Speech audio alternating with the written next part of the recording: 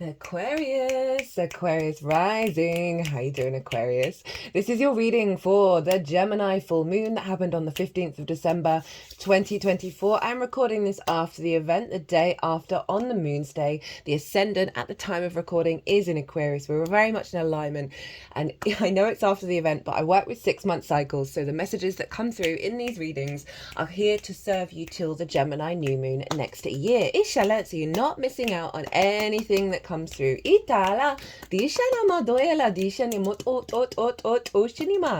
hello and welcome. My name's Chloe. I work with card divination, astrology, and I channel multi-dimensional energies through my body, both in the form of physical and vocal light language. They are just hitting my heart area at the moment. They are breaking up some heart energy. So I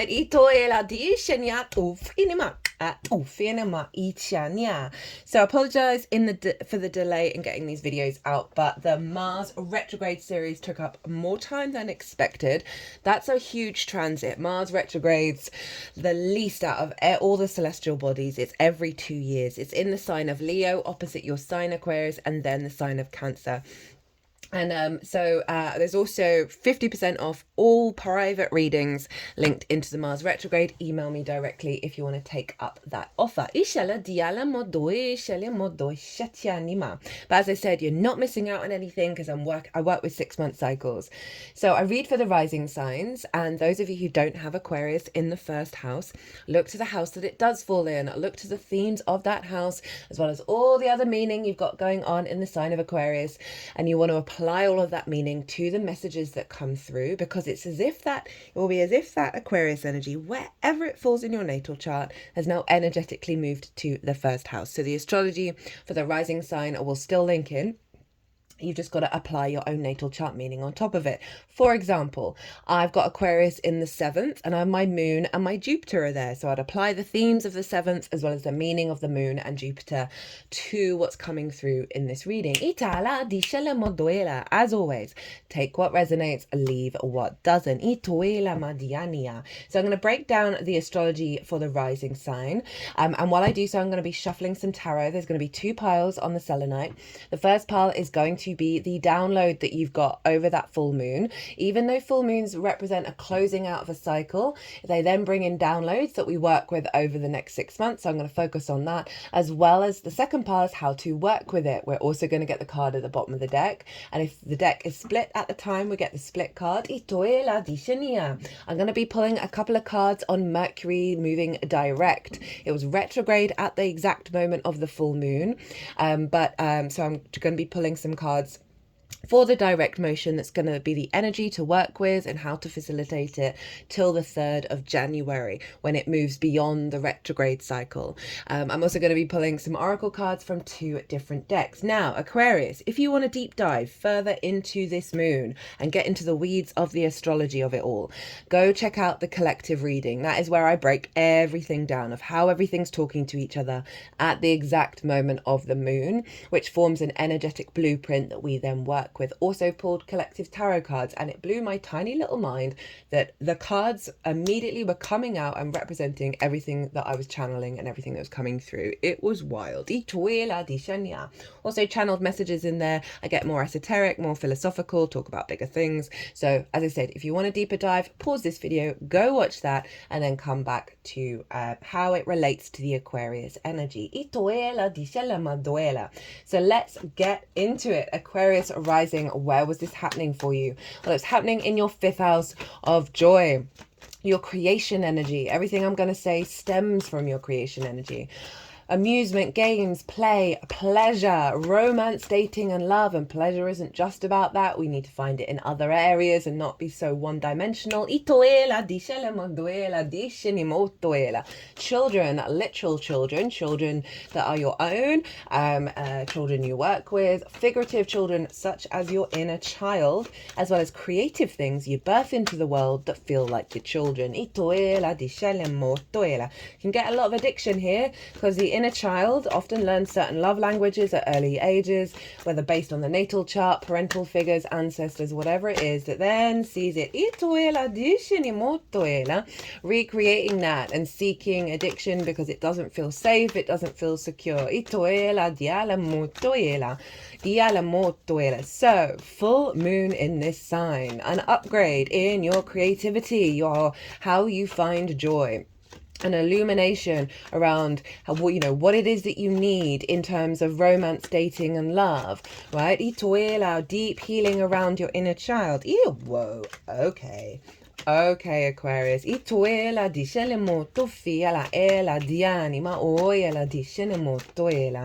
real strengthening in your capacity to really integrate all of those things and find a more creative outlets, right? An elevation of your perspective around all of that. You may find like old love languages that you recreate with your lover, or how you connect to your creativity falling away, where you're not following the same loop over and over again with your partner.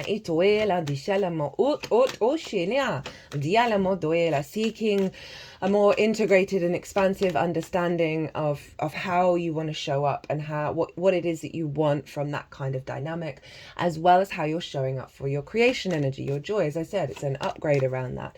It's often with a full moon, we can also highlight the work that we need to be doing over the next 6 months to help really integrate this upgrade. You may have found around this full moon that you're getting creative, that you may have just been maybe doing some inner child work as well. Of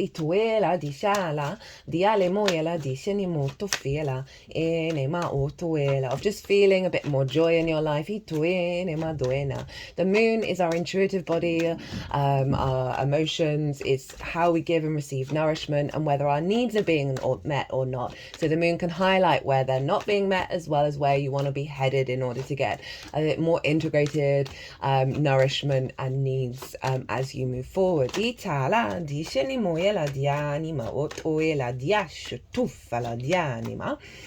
the sun was over in the sign of Sagittarius, which is the house of good spirits. So we got the house of joy and the house of good spirits being activated with this lunation. It's always one of the most positive lunations of the year. And vice versa when they're around the other way.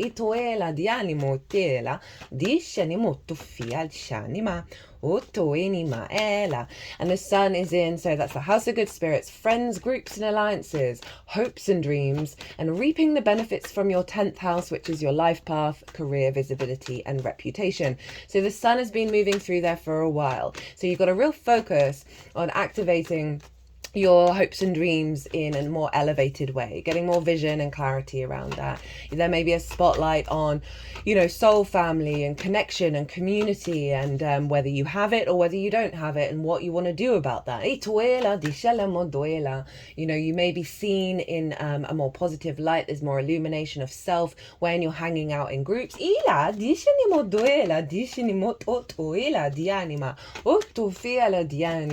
Or sort of an awareness of, maybe I don't want to hang around with this group anymore. Maybe you've moved on a little bit. And so often that does happen, especially if you're releasing addictions as well. And, that can be all sorts of things. And so if you've got a group of friends that you all partake in that, how do I say that? Anyway, you know what I'm saying, that all of a sudden you're like, no, I need a bit more clean living. I need to get back and figure out who am I without these extras on top of it. And coffee is also a thing, right? I say that as someone who has got quite a lot of coffee, and I'm aware of the impact on my body.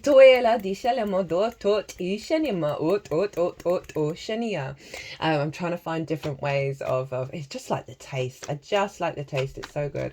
I do add a lot of herbs and spices into my coffee. That you might just find, I'm not quite resonating anymore. And it's not a judgment on those people. It's not a judgment on that situation. It's just an awareness that at this moment that you need to reorientate your energy and your focus away from a group that may be just too much temptation, right? And then really find your inner space so you can then draw in a different people who are resonating at the same frequency as you. Itoela dishenima o toela, enima o toela. You may be having more vision and understanding about what you're reaping from the 10th house. Now, for some of you, that can be material things coming through, you know, sort of an awareness, you know, people in your industry or at work seeing what you bring to the table and wanting to give you benefits. So this may be a new pathway opportunity, a new project. This may be a bonus or something like that, as well as just you having more vision and understanding of your path, right, and what you've been reaping from the journey that you've been on, whether things are manifesting in the 3D solid in a monetary way or not, and really being able to have the vision to understand how to apply those benefits, what you've been reaping, into your hopes and your dreams. You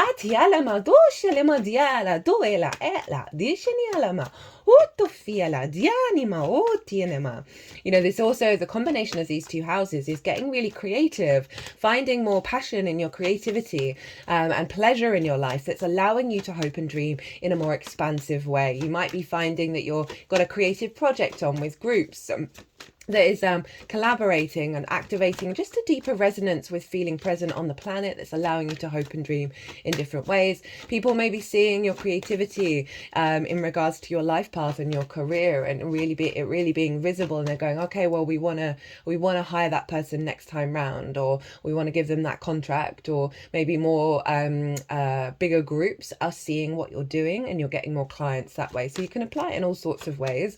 Also, the elevation of how you connect to love, romance and dating in terms of hopes and dreams, and as I said, really elevating that, expanding into a more integrated and expansive energy around that.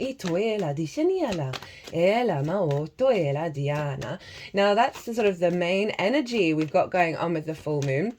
And these are making harmonious aspects to your Aquarius energy. Obviously, Gemini is a fellow air sign, so it's a trine, so it's very supportive.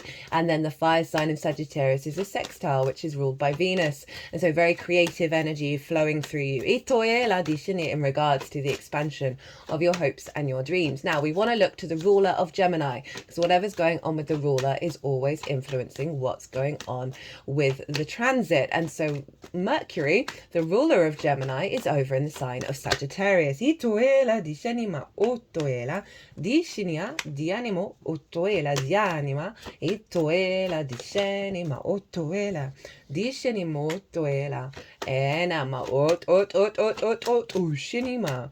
And so Mercury was retrograde at the exact moment of the full moon. It went direct 12 hours afterwards.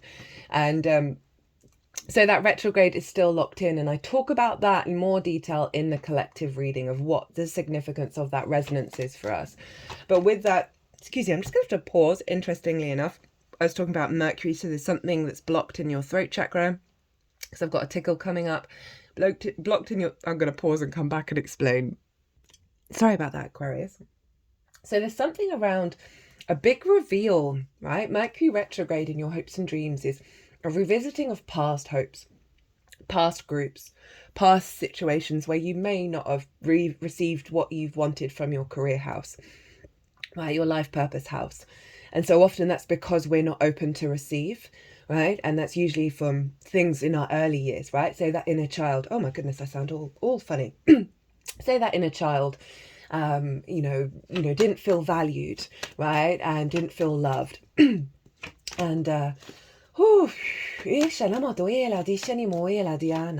and so Mercury retrograde is really, because it is about looking at the past, but it's about bringing nuance and depth, a real refinement of the ideas, the inspirations, the downloads, the messages, the clarity and perceiving your reality as you move into the future, of releasing of a lot of wounds around that have blocked that flow and that inspiration and that joy in your life, right? So you haven't received the benefits from your 10th, which means you're working, not having time for fun and play and creativity, or you just had a block around bringing that creative energy into your life path, into the way that you work.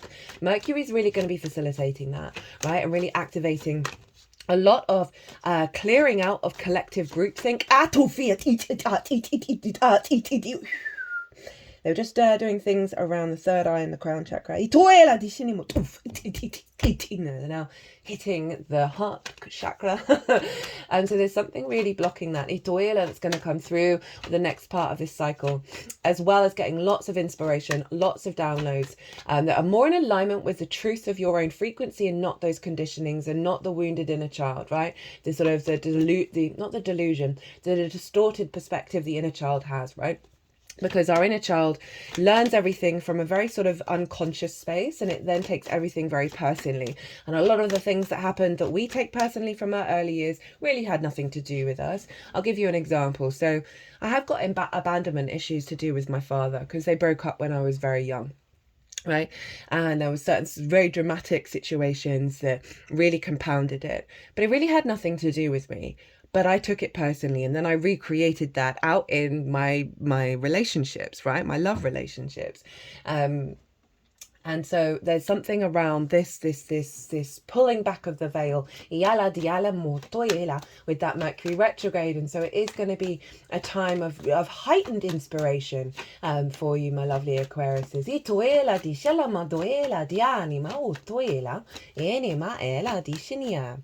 Now I've got one more there. Itoela dishinyanama dufana. Now, dianama dushini diala titinimo utoela dishinyanama utoela. Get an extra card. Ishinima doere. So, Sagittarius is ruled by Jupiter. So we want to look to where Jupiter is because Jupiter's influencing Mercury and therefore influencing this moon, and Jupiter happens to be in the sign of Gemini.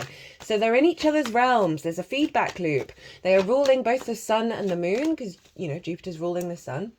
Mercury's ruling the moon. They're also ruling the whole chart of this moon, right? So it's very powerful energy around our higher perspective, Jupiter, and how we process and engage with information and with what kind of downloads we're getting. And Jupiter is retrograde also.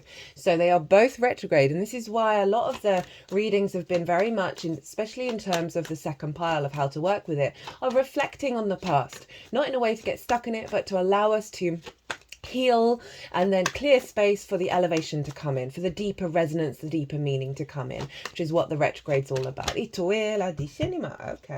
you got all the cards coming out. Ituela dishenia dufala dianima otoela dishenia do ene etoeni dianimo otoela dishinima otoela dufala dianima. So these retrograde planets are really allowing you to get deep within yourself and collect your resources around your joy, your pleasure, your creativity, and allowing more space for those hopes and dreams to expand. And so, as I said, they're ruling the whole chart, right? There's a real sense of that higher perspective, that sense of inner abundance, that gratitude for existing, right? The wisdom of Jupiter. And as I said, the downloads that we're processing, how we communicate, what information we're picking up on in our reality of like, are we worthy to receive, right? Are things working, how we perceive how our hopes and dreams are manifesting. We can get into a bit of the weeds with that and get into the pit if things aren't going well. And this is all about cultivating that inner strength. Now I'm going to list a couple of aspects. Well, I'm going to list the aspects. I'm only going to talk about one of them. The rest I've broken down and pulled cards for in the collective reading. So you might want to go check that out. So Mercury is making a aspect to Mars retrograde in Leo, and that's in your 7th house of the other, one-on-one important relationships in your life. They are both trining the North Node in Aries in your 3rd house of your day-to-day, how you communicate, right, your environment. And so that's a really powerful grand fire trine that's reorientating our instincts, right, and tied into that Mars retrograde, which is opposite your sign. So it's a big deal. It's a big deal just generally, but double down because it's opposite your sign in the sign of Leo. Now, Jupiter is trine Venus over in your sign, Aquarius, right? And so we've got a lovely free-flowing, supportive energy between your embodiment of self and your creativity. Jupiter is also square Saturn in Pisces, your 2nd house of how you make your money, how you manifest your resources, and how you value yourself. I'm going to talk more about that Jupiter-Saturn square. It's exact on the 24th of December, which is hilarious. I'm going to tie that in with the winter solstice reading, which for me, the winter solstice in the Northern Hemisphere is about the new year of the Earth cycles, right? And the more that we connect to Earth and time and space, the more that we're in alignment with our spiritual and physical body rather than the calendar year. Because that's when the days start getting longer here in the Northern Hemisphere. So then we've got that square. Now, the aspect I want to talk about is the square with Neptune, who's also in Pisces, that's making a square with the sun and the moon. And this is really powerful.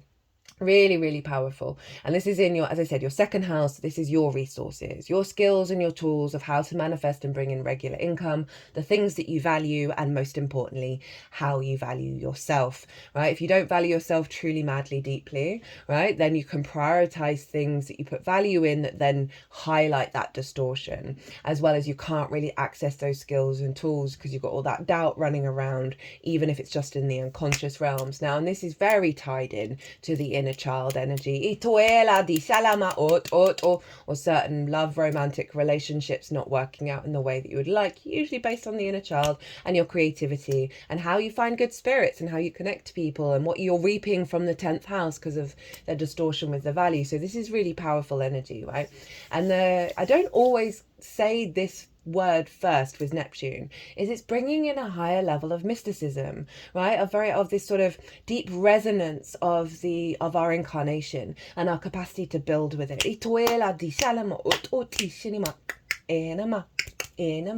Neptune brings in different realities. It is our connection to source. It's very empathetic. It is very sort of loving and devotional. And it's square the sun and the moon. It's forming a T square. And the release point of a T square is the bottom of the T, which is where Neptune is. So there's really something around you getting more, finding a deeper resonance around your skills and your tools, bringing more of the magic into it, of that source energy into it, right? The non-rational energy, the miracles, the flow, the intuition, in regards to your creativity, in regards to how you manifest your hopes and dreams. It's allowing more of the magical spaces.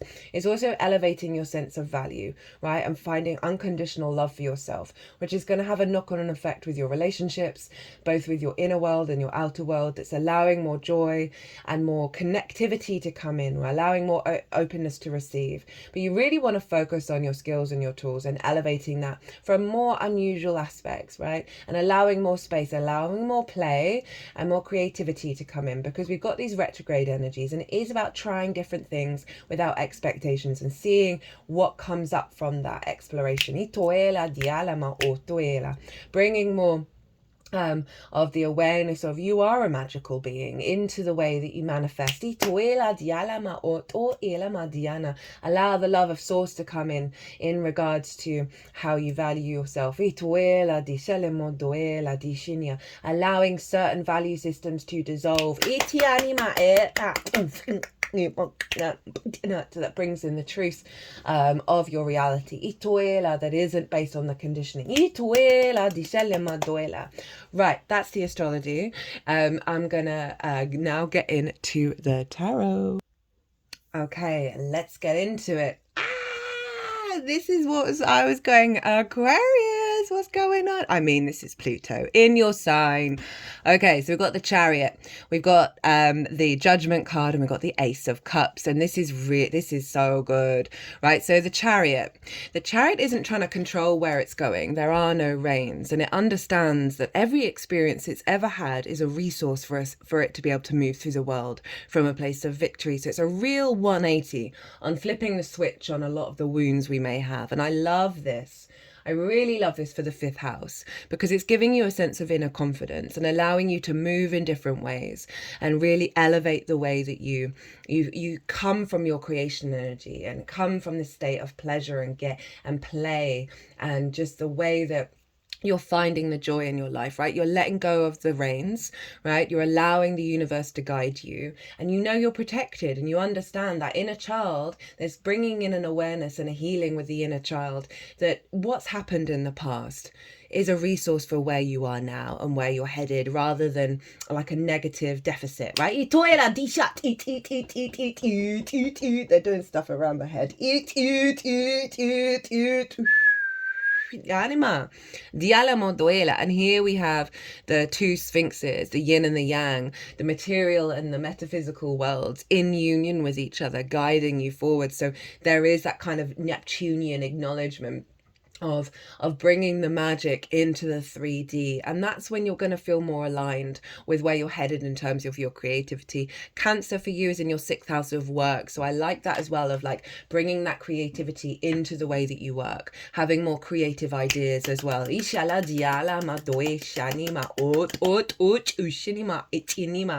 And then we have Judgment, which is Pluto.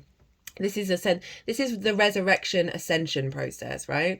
So all at the bottom, all those figures are the dead. Now these can be old versions of self, ancestors, old soul, like past life energy, and sometimes they have grievances that haven't been let go of, and that energy is entangled in your timelines, in your energy field, right? And so this angelic energy is playing a trumpet. There's a frequency that's untangling that energy, and you see those mountains in the background. They represent the higher perspective. So there's a sense of a release of a lot of old wounds, a release of a lot of old versions of self that no longer serve you in this moment, and an ascension of self, right? Pluto's in your 1st house. That's a huge transit.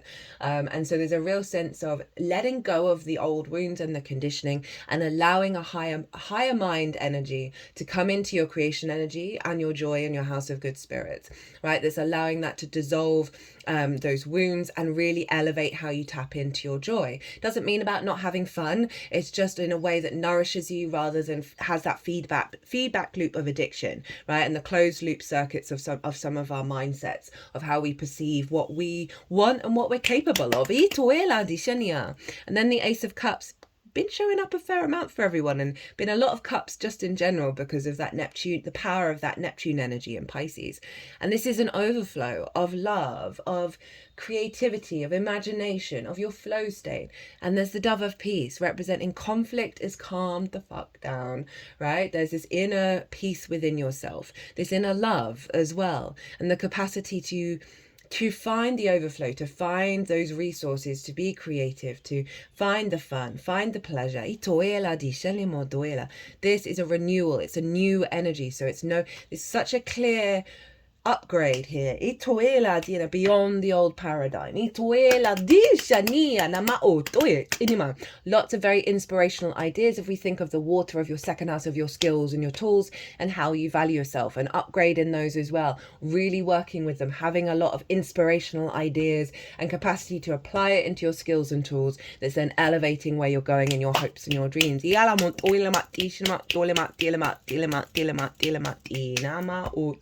just put my hand at the heart space.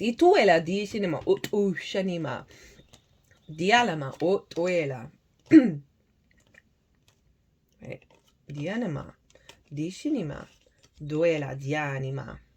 Okay, so how to work with this energy? We have the 7 of Swords in reverse, the 8 of Wands in reverse, and then the 4 of Pentacles. Now, these 2 cards in reverse, they're calling you to look where you're blocked, right? So the 7 of Swords steals away the 5 of Swords. It actually brings inner peace. And the 5 of Swords is all about domination and subjugation, the bully and the victim mentality, and it's swords. So it's ideas, it's words, it's perspectives, limiting beliefs, right? These sort of core constructs that we have within us. And there's a block here of you getting out of conflict. And there's also highlighting, you've got to sort of focus on, where are you at battle? Where are you at war? Where are you fixed and stubborn in a certain feedback loop? Because the power that's coming through here is then activating your power, your strength and your protection around looking at these things without getting stuck, right? And then we've got the 8 of Wands. This is actually Mercury in Sagittarius, and the 8 of Wands in the upright is pure alignment, right? Everything falling into place, right? Your instincts being in alignment. And so in reverse, it's asking you to focus, where is that not the case? Where is there blocked energy? Where does it feel clunky? Even if it's you're following something that you think is a dream, but there's just loads of blocks around it. You're feeling drained in energy. It doesn't seem aligned. It's asking you to really, really go inward. And as I said at the beginning, because Mercury and Jupiter are both retrograde at the time of this moon, and they rule both the luminaries, it is calling us to look to the past, to reflect on why these blocks are here in order to get deeper within it and find a deeper resonance. And so it's highlighting this, right? And so the way through is the Four of Pentacles. Now, this is, I love doing meditations with this card. So this for me is about being able to create from a place of safety and security with your frequency, from a place of sovereignty, and build in this world without the groupthink, without the collective energy or what's going on around you distorting that frequency. And so I always see a force field around this figure. We also have the pentacles at the feet, heart and crown. Pentacles are linked into Venus, of feeling good in the 3D world, of creation, of connection, of love. Right, so it's a really strong energy. And if you've got a tarot deck, or maybe do it now, maybe pause the video while the card is here, and just tap into this card and ask it to show you what your inner frequency is.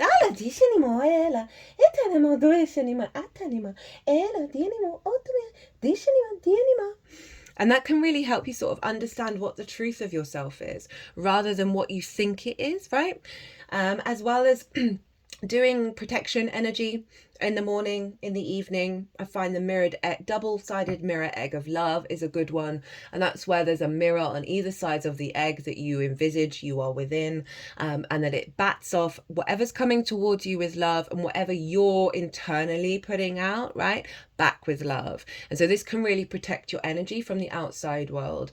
You know, I talked about that 11th house. It can be about sort of the collective mind, right, the group mindset, and how we can get conditioned by it. So one, it's the inner child work as well, of what these blocks are all about, as well as the sort of the weird distortions we take on from the collective of how we're supposed to find our joy, how we're supposed to create. Remember, Neptune's wanting you to get weird, okay? So focus on realigning your inner world, right? Your inner frequency. I would clear some energy, and then see what comes through naturally and what you're inclined to build and create. And that's really going to help you understand where these blockages are. I feel like through that practice, you're gonna, as one, just observing and seeing what you're coming up with, as well as creating from, making intentions to create from your frequency and not the distortions. You're gonna then see where those blocks were and why they were there, because you're gonna see the contrast. And I feel like you're gonna get a lot of downloads just in general that's gonna help you work with this. But it is saying, look to where those blocks are. But remember this. Remember this. You're going through an ascension process. It's getting you here and making you feel more confident in being able to move through the world and flow. So at the bottom of the deck was the 9 of Cups, and they wanted a bonus card of the 4 of Cups in reverse. So this is the underlying energy and how it's manifesting moving forwards. Is no longer in comparison is the Thief of Joy, about other people's relationships, other people's creativity, whether they got children or not, whether they're reaping their benefits from their 10th house, their hopes and dreams are manifesting. This is a card of depression, of stagnation. Their arms are crossed, their legs are crossed. They're not really doing anything about the fact that they don't feel like they've got flow, right? And they're feeling all sorry for themselves. I've been here plenty. And it's well, the thing is, when we're kind of bitter about other people doing well, we're bitter then about ourselves, right? Because it is all us. And the more that we celebrate everyone else doing well, the more that we're inherently celebrating ourselves. But it's in the reverse. So it's saying this energy is falling away. You're able to receive that cup and see that cup, right? That Ace of Cups that is here, right? It's coming into you. You are going to be embodying it. And we've got the 9 of Cups, which is great. And this is you feeling good about yourself, feeling good about your life, the inner gratitude, the inner abundance, the inner emotional alignment. And there's a real sense of confidence here, right? That there's that you're feeling good. And it's the house of good spirits, the house of joy. It's so on the money with the tarot. Oh, hadn't pulled the oracle cards. Whoopsie daisies. Ishalima duela di shinima. Oto fiala dialamo otoela. Itana dishanimo. Oh, there. Thank you for coming out so quickly. Okay, we'll keep that one as well. So what's Mercury up to with its direct motion as it goes back over the degrees it retrograded over and this will take you up till the 3rd of January when it starts the new cycle of integrating all 3 things. So we have the Queen of Wands. This is your energy at your disposal. And this is really wanting you to cultivate your confidence, your independence, your courage, your transformation, your passions, your drives. Very independent in terms of your hopes and your dreams, right? And really, queens cultivate. They are yin in nature. They observe. They bring depth and nuance. They nurture that energy, that fire, that instinct within you of where you're going. Look, she's got the sunflower. The sunflower always knows where to get the sunlight, and it's really obvious. It just is what it is. There's a real instinctive alignment with this cultivation energy that's bringing you good luck and good fortune with this black cat. So there's some really, I love this energy for the direct motion, because it's integrating everything from the retrograde and really giving you the space to cultivate the truth. She's really confident. She's really independent. If you think about the kind of stylization of these cards, they're kind of the medieval period. And for a woman to sit like that, it would be very out of the ordinary, right? So it's really a very independent frequency that's coming in that you're cultivating. And so this is the energy that you've got at the moment. It's less than a month of you really giving yourself time to bring nuance and depth to, you know, what it is that you perceive that is good spirits. How do you operate with your hopes and dreams? Who are you when you're with groups, right? What do you want from groups? What do you want from reaping the benefits? I think that Queen of Wands is also going to help you see like a more sort of metaphysical resources that have come in from your 10th house, that you're then going to be able to, through your action, through your instincts, as this moves forward, get the downloads in order to then have that transfer into the 3D realm. How to work with this energy, 3 of Cups, right? Of what that 4 of Cups is kind of like jealous it doesn't have. This is flow. This is emotional joy. This is abundance. This is, you know, going out with other people, enjoying each other, like just having fun. But it's also, and this comes from, I always like to give credit to where I get like, where I pick up things that I don't then come up with my own way of interpreting, is there's a tarot reader called the Birth of Venus, and she associates this card as you being in alignment with your spirit guides, your soul team being really loud at the moment, and finding that sense of joy with them and cultivating that within yourself. But this is also about cultivating the joy, cultivating the flow, the alignment, and really focusing on that rather than where things may be going wrong. Focusing on like, what would bring me joy? What would bring me this? Get to the root of it, right? What are my instincts telling me that may be a little unusual, that may be about different programmings that are really at the core of your soul rather than the inner child energy. Also, go do something your inner child would really like, right? And help it focus on the joy rather than the wounds. Because then when we do that, we kind of let go of those distortions and we allow that integration of the inner child to then release us from being so swamped by it, and so we then can co-create. How this is manifesting moving forwards.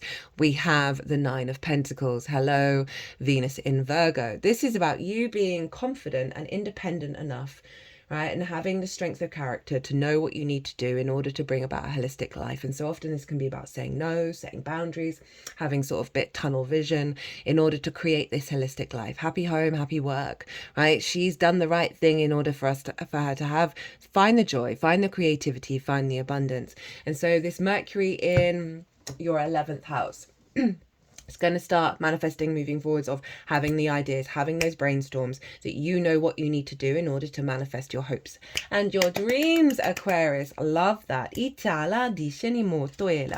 Right, let's go with the first oracle card. This is from the 4 Agreements Oracle. All the decks that I use are in the description box, as well as the degrees of this moon. So you can look at your own natal chart. Don't take anything personally. See other people as they are. When you see other people as they are without taking it personally, you can never be hurt by what they say or do. Even if others lie to you, it's okay. They are lying to you because they are afraid you will discover that they are not perfect. Now, this is so about parental figures or certain issues you may have had as a child, right? Or that you then recreate in love languages. And it's just this sense of making peace with that, right, and not taking it personally, which is what I said, I believe, at some point in this reading, and just letting things go, right, really letting things go so you can then get on with your own life. And it's also about seeing yourself as who you are, because so often we lie to ourselves about what we're capable of, right, and what we want. So it's really, it's gone over the Queen of Wands, so it's really about that inner observation, right, and allowing things to soften, to dissolve. That's the Neptune energy that's allowing new frequencies to come through. Right, the song Let It Go is just running around in my head, and it, as I said, it's going to free you up to, you know, get on with your own life, get on with your true frequency and not what the outside world is wanting to engage in. Okay, you got a bonus card from Rainbow Brainskull. I'm going to read the one that came out very quickly first. We've got just make a decision already so the story can move forwards. I love this deck. I love the artwork, and it's so brutal on the cards but nice in the book, because it's it was an early Christmas present it was very lucky to receive, and it came just before the Scorpio moon, and it's very Scorpionic, because Scorpio is brutal but it really is lovely and fluffy underneath it all. Stalling doesn't buy you more time. It only wastes the limited time you are given. Aren't you curious what happens next? Let things move at a flowing pace instead of forcing yourself to hit the brakes all the time. Choose wisely, then stop choosing. That's very Chariot energy. And it's also like that, activating the new storyline, right, the next part of the chapter beyond what we may have been trapped by, and allowing that flow state to come in, rather, as I said, a lot of cups have been showing up, rather than the worry, the plan, the fear of how things are going to turn out. This is a very playful time at the moment. And right, you're a fixed rising sign, Aquarius. So am I. I'm a Leo rising. Most of my chart's fixed. And the first chart reading I ever had done years ago by an astrologer, the one thing that's remained in my head that she said was just do it, right? Because when you're a fixed rising sign, obviously some of your chart, it's all going to depend on your chart. You might have loads of mutable and loads of cardinal energy, but because it's a fixed rising sign or strong fixed energy, your sun, your moon, whatever it is you're looking at, it can struggle to change lanes.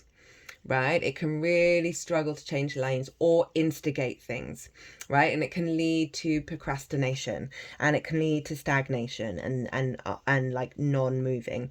And she's just said, just do it, just get up and do it. Just you gotta force yourself into that cardinal energy, into that mutable energy. Otherwise, you're just going to be paralyzed. So I really like that that's come up as well for you, Aquarius, because it is part one of, you know, every energy has its struggles and its ease of flow, and that's one of the struggles for fixed signs. Once you get going, you don't stop, right? So there's this, just get up and go and do it. Go do something creative. Find more time to do that without any expectations of how it's going to turn out. Oh, I like this one. Don't think I've had this before. What would ultra intelligent imaginary me do? Oh, I want to think about that. That you can sort of channel that with this. Ituela di anima. Ot uishinima.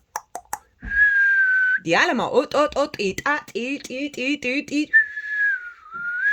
Di alama. Shinima. Ena.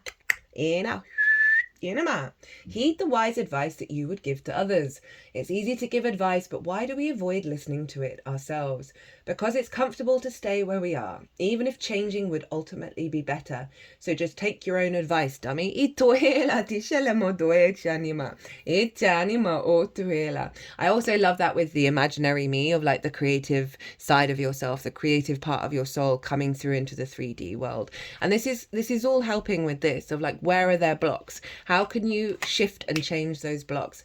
And often, you know, one of the wonderful things about doing this channel is I have to take my own advice. I can't show up here and not have put things into practice. I need to work on the meditation for sure, but I do meditation in different ways. But it genuinely forces me. I've always been a bit of an agony aunt for people. People have always come to me for advice. I've got quite a good perspective. It's the Virgo and Aquarius energy combined. As well as the other things. It's sometimes we don't listen to our own advice, we don't enact it, because we are compelled by other deeper things within ourselves. So this is really saying, hey, force yourself, right? If you know what it is that you should be doing, get up and do it. Go and do it, but try and find some joy in it. Try and find something creative in it, because I think that will really inspire you to keep on doing the damn thing. Right, Aquarius, I hope you enjoyed this reading. It's the longest one so far, I believe. I hope it resonated. If it did, hit that like button, leave me a comment. It would bring me so much joy. As I said at the beginning, all readings linked into the Mars retrograde are 50% off. Email me directly if you want to get involved with that. If you want a reading that's nothing to do with the Mars retrograde, my website is everywhere. If you want to pay by PayPal, email me directly. It doesn't have to be, it can be about Pluto being in your sign. It doesn't have to be about astrology. It could be absolutely anything. Get the channeling going. But other than that, Aquarius, be good to yourselves, be good to those around you. 4, 4, 4, 8, as I say that. Safe travels and be well until we meet again.